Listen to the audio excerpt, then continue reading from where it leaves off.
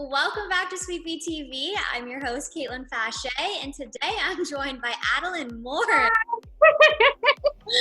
Oh my gosh, you got me really good over on our highlight. We are connecting. Hello. Hi. I was like, what is going on? You scared me. I was shook in my booth. Your face is like, did I guess the wrong person? I don't know. Literally like, oh my god, I'm gonna be fired. I just let the wrong person on here and I don't know what's gonna happen. The best prank that's ever been played on me. Let's talk about your music. We already talked about it a little bit, but let's dive even deeper. You have an EP coming out called SPF 50. The single for SPF 50, the first single, is already dropped. Whoop! With a music video. Yes. But I want to talk about the process of this EP coming together. What was the first song that you wrote? How did you decide the order? Because I'm sure you know the order by now. Tell us all about it. So I actually started this whole EP process before me and my ex even broke up.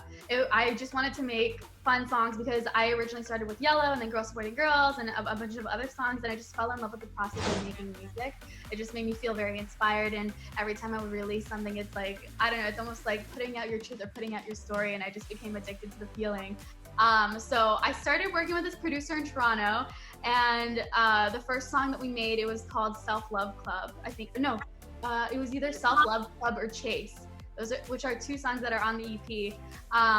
But yeah, and then once me and my ex broke up, that's when I really just started feeling all of these feelings, feeling all of these emotions. I did a series on my YouTube channel called Stages of a Breakup, where I just basically go through the stages of getting over, a really hard time in your life. And then I think that's when I started diving more into music. That's when I would just be in my car sobbing. We all have those moments when you're in your car, you listen to sad songs and you're sobbing. And I would just write down in my notes like all the things that I'm feeling. And then I brought it to, we were on FaceTime, me, my producer, my writers, and I would just tell them like all of the things that I was feeling. And then we started making all of these songs, and we started making the storyline where every single song is a stage of going through a breakup.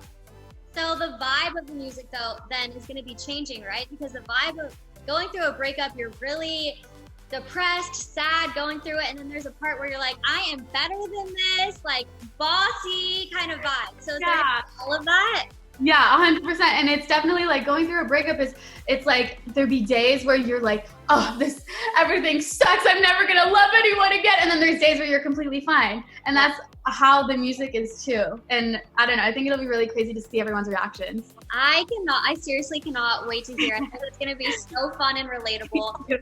Yes, I also want to talk about your cover art because it is stunning. How did that come together? What was like your inspiration for that? Was that your idea for the cover art? Yeah, so me and my assistant Holly, we had this photo shoot for Girls Supporting Girls, and I was like, you know what?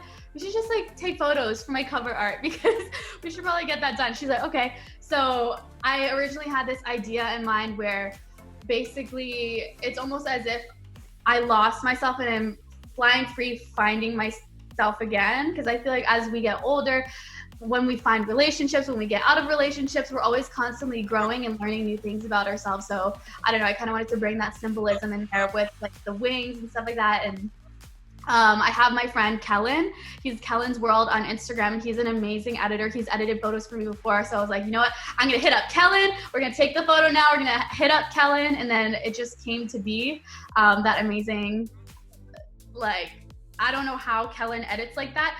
If I show you the raw photo, it's literally me. I have like a bra on, and I'm like this, and it's a white background, and he edited that so that it looks like it's like a sunset with the wing over top, and it turned out so beautiful. When I saw it, I was like, wow, that is stunning. That's cool. I know how it came together. That's awesome. And now that you're gonna have all of these new songs to perform, are you thinking about maybe going on a tour? I know coronavirus, it's not really safe yet, but when it is safe, is that like in the plans for you? 100%. I went on tour, I think it was so long ago, and it was just like a meet and greet tour with my friend Mia, and we would just meet people, and I remember that was one of the best times of my life. Meeting people, it's so different seeing numbers on a YouTube video and then seeing like people in real life. It's so different. And hearing people's stories and being able to hug them and like listen to them and I don't know, connect with them. And now with music, I think it's so, I don't know, I'm so excited. I definitely want to go on tour in the future. The connection in real life is nothing like you can have online. I totally agree with you. Yeah. Well, thank you so much for joining me today, Adelaine. You are a blast for real.